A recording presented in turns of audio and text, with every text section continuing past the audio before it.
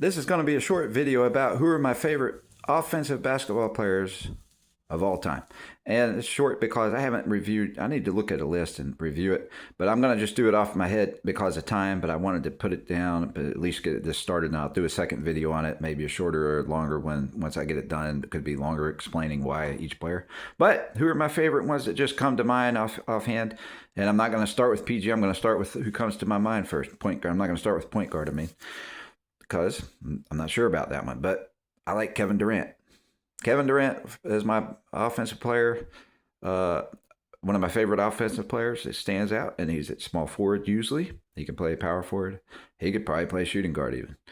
And I like Dirk Nowitzki.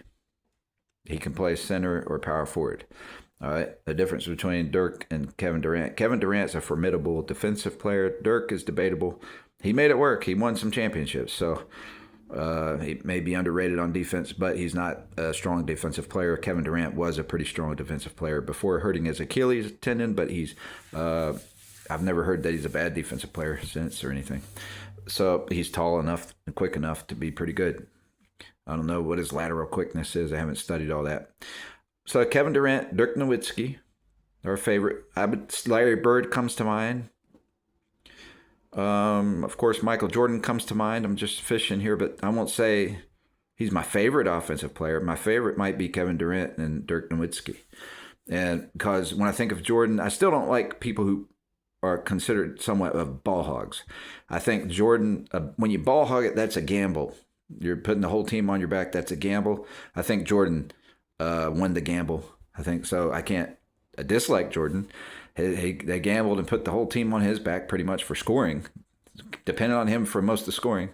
And they gambled on that and had surrounded him with defensive players, and the gamble paid off. All right. So, but it's not that nobody else could score, but he took the heaviest load, the responsibility on his back. If he didn't have a good scoring game, they probably weren't going to win.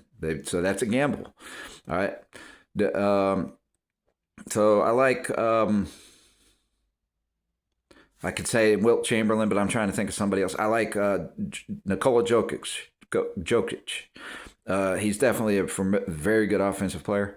Kareem Olajuwon. Okay, so a lot of times I don't have Kareem as my top, but when it comes to offensive players at center, it's hard to argue that Nikola. I haven't looked at it real closely, but when I looked at his stats and the fact that he shoots from everywhere, I think 3-pointers and everything, he might be the best offensive center ever, even over Wilt Chamberlain in versatility-wise. But then I would say Wilt Chamberlain was pretty versatile. He was always trying to prove he was pretty versatile and doing, finger rolls and different things and teardrops, those kind of stuff. And maybe not specifically that, but hand rolls. But I was going to say on this subject, I kind of like Kareem the best between Wilt Chamberlain when it comes to offense. I like Kareem could be the best offensive player of all time in the post for sure. But it's so close, those three guys there, I would say. But I could put Kareem in front of Wilt Chamberlain, but then Nikola Jokic might go in front of both. But for all these years, it would have been Kareem and Chamberlain right neck and neck. And so that's where it comes to me not putting Kareem at the top is for defense reasons. And he's a great defender. He's an elite defender, one of the best. We just happen to have some super elite defensive players that are still good at offense that makes it hard for me to just crown Kareem king. Now, I can crown Kareem Abdul-Jabbar king of being consistent for many number of years and staying on top for many number of years. And Wilt Chamberlain was on top for quite a few his years of being in the league, and but Hakeem Olajuwon at his peak. I have him above Kareem, and I have him in some ways. I have him above Wilt Chamberlain, so because he can defend point guards and guards better than Kareem or Wilt, and better than Shaq, and so that's where these numbers get skewed. And it's not a people act like, how dare you? How can you not put him at the top? Because that's why, and I can't definitively do it. And same thing with Shaq. That's why I don't put Shaq at top. So Kareem's a better free throw shooter than Wilt. So I might go ahead and give Kareem the crown above Wilt on offense. But Wilt can score more in volume. He can score more than Kareem, I think, because of just different ways of scoring. He may have more ways of scoring. It's just that Kareem has that hook shot, though. That's just it's kind of like Dirk Nowitzki has that fadeaway that nobody can block. And so those are all four of those guys are interesting players. Wilt on offense, I like all four of them really. I can't say who I like better. I might trust Wilt to score more in volume if I really wanted a volume scorer. And then maybe even Nikola Jokic, but then I'm not going to put Nikola Jokic over Kareem or Wilt for defense. See, and then but on the other hand, I might want a 3-point shooter, so I got Nikola Jokic. I want on my team too. So that's a tough call. So, but defensive wise, my favorite centers, I'm not talking defense, but would be Dwight and well, I'll do that on another video. But Bill Russell, Dwight, and Wilt Chamberlain, and then Kareem's right there close. Anyway, I don't want to think about that. So my other offensive players would be, I like Kyrie Irving at point guard offensively. I like who else? Chris. I don't know if he's as high a volume scorer. I haven't looked at this yet, but Chris Paul. I like. I'm not talking about. See, I'm not saying Magic Johnson because he's good on offense as a passer. That's his main game, is being a facilitator on offense. But he's not known for being a shooter on offense. So he doesn't. He kind of fits. So I name him because of that. You could almost put LeBron there because of that. But I'm trying to think of players I like that are pure shooters more than those guys. And so, I mean, LeBron's good on offense because he does both. He facilitates and he shoots. And he shoots. He's not known as a pure shooter, but he's always chosen good shot selection and kept his shooting averages up pretty high. I mean, but so they're not quite there on the list. But Steph Curry, of course, he's one of my favorite offensive players.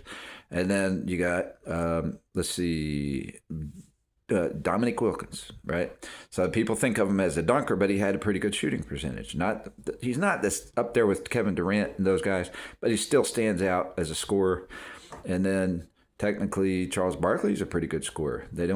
He's not known as a good shooter, but he had a good percentage, So I think of him. And there's a lot of players I'm leaving out. So that's why I need to look at a list. And I didn't really take time to refresh my memory. So I'll try to think of one more shooting guard and power forward, maybe, who are my favorite shooters. Offense.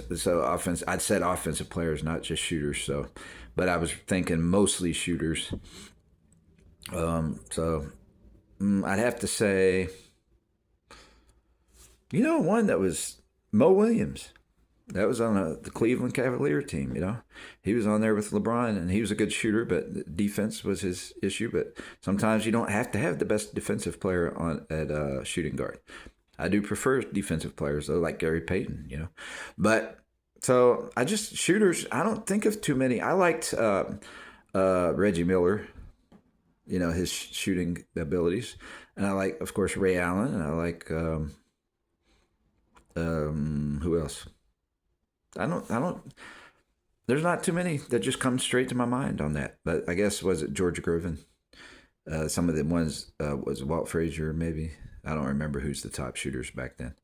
But there's the ones, I forget some names. I have to look at the names. But there's a couple of guys from back then that were really good.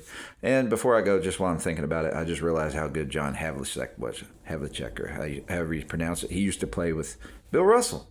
And I realized, okay, he still won after Bill Russell left. So that's, my issue with Bill Russell. I don't have an issue with Bill Russell. He's the best defensive player of all time, debatably. But there's some guys that are close, I think. Some say there's nobody even close. But he wasn't a good shooter. He wasn't a very good shooter. He was okay.